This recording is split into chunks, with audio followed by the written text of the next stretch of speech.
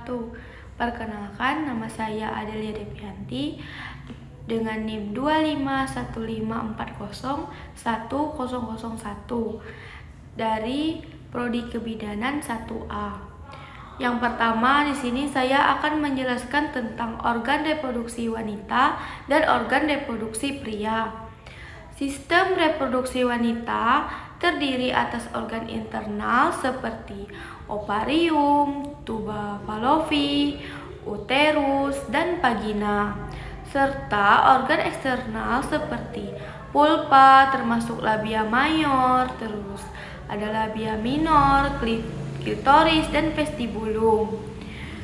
Ovarium berfungsi menghasilkan ovum dan hormon estrogen dan progesteron, sedangkan tuba fallopi menjadi tempat perjalanan ovum sekaligus lokasi umum terjadinya fertilasi. Uterus berfungsi sebagai tempat implantasi, pertumbuhan, dan perkembangan janin selama kehamilan. Serviks menghubungkan uterus dengan vagina dan menghasilkan mukus. Sedangkan vagina berfungsi sebagai saluran hubungan seksual dan jalan lahir saat persalinan. Secara fisiologis, sistem ini diatur oleh hormon ovarium dan hipofisis untuk mengatur siklus menstruasi dan ovulasi. Baiklah, selanjutnya ada organ reproduksi pria.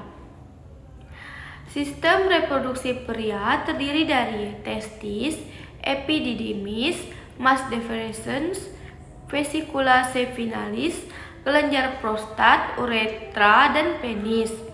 Yang pertama, testis berfungsi menghasilkan sperma dan hormon testosteron, sedangkan epididymis adalah tempat pematangan dan penyimpanan sperma. Vas deferens membawa sperma menuju vesicula seminalis, sedangkan vesicula seminalis dan prostat menghasilkan cairan semen yang memberi nutrisi dan meningkatkan motilitas sperma. Sedangkan uretra berfungsi sebagai saluran untuk urin dan semen. Dan selanjutnya ada penis yang berfungsi sebagai alat kopulasi untuk menyalurkan sperma ke vagina. Secara fisiologis, produksi sperma dikendalikan oleh hormon testosteron dan FSH-LH dari hipofisis. Untuk selanjutnya ada proses terjadinya kehamilan. Kehamilan terjadi melalui rangkaian proses biologis yang terkoordinasi. Awalnya, ovulasi terjadi ketika ovarium melepaskan satu ovum yang kemudian ditangkap oleh fimbrate atau fimbrate tuba fallopi. Dan saat hubungan seksual, sperma masuk melalui vagina, melewati serviks, uterus hingga mencapai tuba fallopi. Fertilisasi terjadi ketika satu sperma berhasil menembus ovum, kemudian membentuk zigot. Zigot kemudian membelah dan berkembang menjadi blastokista selama perjalanan menuju uterus. Setelah mencapai dinding uterus, blastokista melakukan implementasi, menempel pada endometrium yang telah menebal.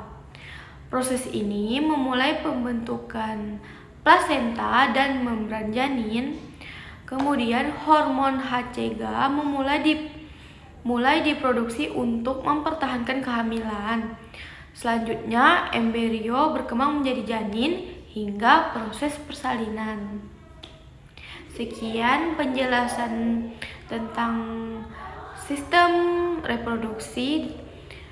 Wassalamualaikum warahmatullahi wabarakatuh.